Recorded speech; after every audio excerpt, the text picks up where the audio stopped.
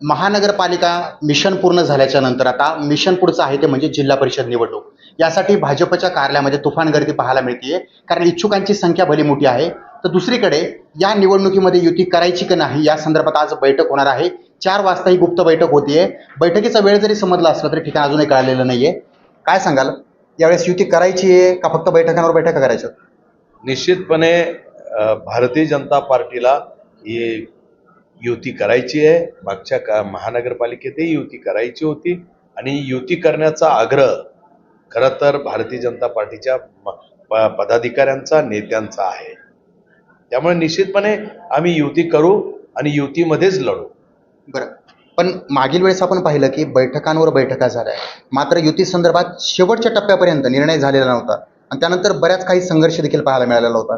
त्यामुळं ही परिस्थिती जर तुम्ही तेवढं लटकून ठेवाल तर भविष्यामध्ये तुमच्यासमोर संघर्ष उभा राहणार आहे, तशीच राहू शकता. हे बघा, मागच्या महानगरपालिकेत प्राधान्याने युती करण्याच्या भूमिकेतून भारतीय जनता पार्टीचं पहिलं पाऊल सातत्याने राहिले आहे आणि त्यामुळे तसं असताना सुद्धा दरवेळेस प्रस्ताव बदलण्याचे त्यांची मागण्या भारतीय जनता पार्टीनं पूर्ण केल्या, जागा बदलण्याच्या मागण्या पूर्ण केल्या.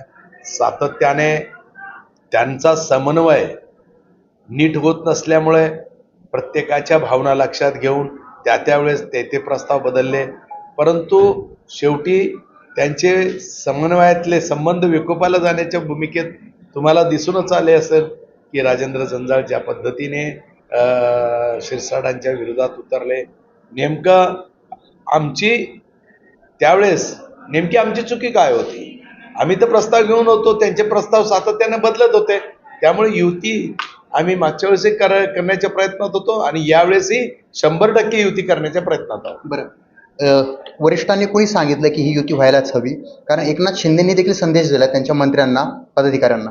माननीय राज्याचे मुख्यमंत्री देवेंद्र फडणवीस यांनी सख्तपणे सांगितलेलं आहे आमच्या सर्व पदाधिकाऱ्यांना की युती आपल्याला करायचं, युतीमध्ये ही निवडणूक सर्व उमेदवारांनी लढवायची.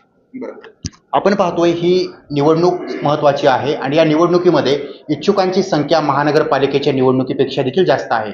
त्यामुळे आता या जागा वाटपासंदर्भातला विषय जो महानगरपालिकेत होता, मात्र तो आता युती संदर्भातला निर्णय कुठेतरी या बैठकांमध्ये होऊ शकतो. त्यामुळं युती करण्यावर आम्ही ठाम आहोत ही भूमिका भाजपची या ठिकाणी पाहायला मिळते. सचिन बडे, लोकशाही मराठी, छत्रपती संभाजीनगर. लोकशाही मराठी ऐका, पहा, जागरूक रहा.